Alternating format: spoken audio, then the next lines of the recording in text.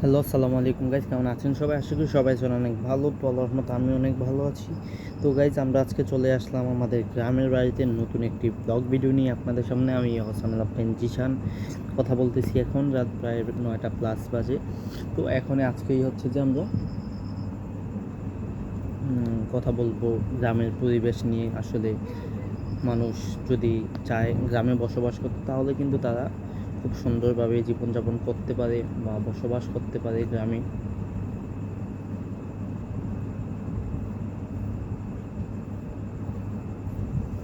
তোমার আন্টি কই? খাইতেছে? খায় নাকি রেডি করতেছে?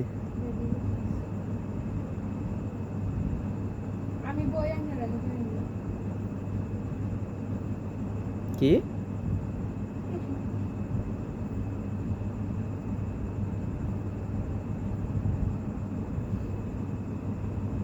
তোমার জামাই ফোন দিছে?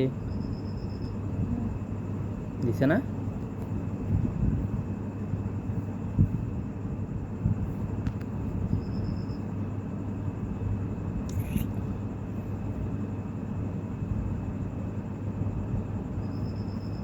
মোবাইল চার্জে দিয়া টিপলে মোবাইলে সমস্যা হয়।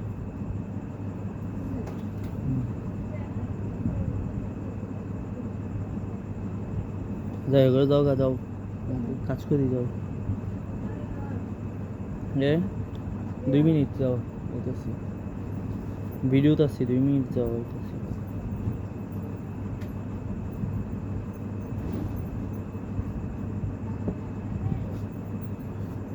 তো আপনারা যদি আসলে গ্রামের পরিবেশে আপনাদের নিজেদের যেই পরিস্থিতি আছে, প্লাস হচ্ছে পরিবেশের সাথে মানানসই হতে পারেন, তাহলে কিন্তু আপনারা গ্রামে সুন্দরভাবে বসবাস করতে পারবেন।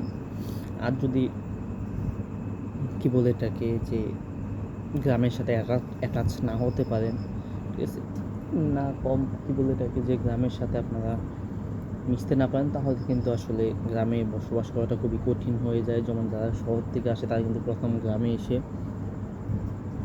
গ্রামের গ্রামের সাথে মানাতে পারে না ওই রকম, তো পরবর্তীতে হচ্ছে যে গ্রাম থেকে ছিটকে যায়, বা হচ্ছে গ্রামের পরিবেশ দেখে, বা তারা সচরাচর আবদ্ধ অবস্থায় বসবাসকে যখন খোলা আকাশের নিচে আছে, তখন কিন্তু তাদের দুনিয়াটা অন্যরকম হয়ে যায়। বা আমরা যারা গ্রামে থাকি, তারা যদি শহরে যাই, তখন কিন্তু আমাদের আবদ্ধ থাকতে মন চায় না, বারবার ঘোরাঘুরি করতে মন চায়, ওইরকম আর কি বিষয়টা।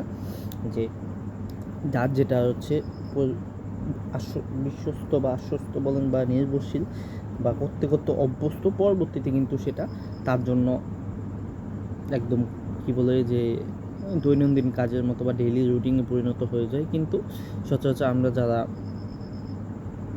কি বলে এটাকে, যে গ্রামে অভ্যস্ত, তারা কিন্তু শহরে গেলে আমাদের জন্য এটা দম বন্ধের অবস্থা হয়ে যায়। আবার শহরে যারা দম বন্ধের অবস্থায় সব থেকে অভ্যস্ত, তারা কিন্তু খোলা আকাশের নিচে আসলে আসলে এটা করবো না, ওইটা করবো, ওইটা করবো না, এটা করবো, এরকম একটা অবস্থা হয়ে যায় আর কি আসলে।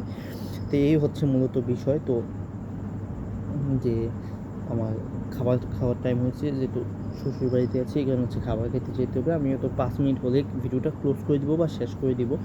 তো এই হচ্ছে কি, যে গ্রামের পরিবেশ নিয়ে হচ্ছে কোনো রিপোর্ট নাই। যেরকম সচরাচর শহরে কিন্তু আপনারা কি বলে এটাকে, যে শহরে দূষণ, পরিবেশ দূষণ, ময়লা আবর্জনা, গাড়ির হর্ন, গ্রামে এটা নেই। গ্রামে একদম শান্ত পরিবেশ, নিরিবিলি, হয়তো পাখির কলহ শুনবেন, গরুর ডাক শুনবেন, মুরগির ডাক শুনবেন, পাখির ডাক শুনবেন, কুকুরের হালকা পাতলা ডাক শুনবেন, ওই রকম বিষয়, ঠিক আছে। তারপর হচ্ছে যে বাতাসের সাউন্ড শুনবেন, বৃষ্টি আসলে টিনের চালের আওয়াজে টপ টপ আওয়াজ শুনবেন, সেটা বৃষ্টির ছাদে বা কি বলে বিল্ডিংয়ে যেটা বা শহরে যেটা সচরাচর শোনা সম্ভব না।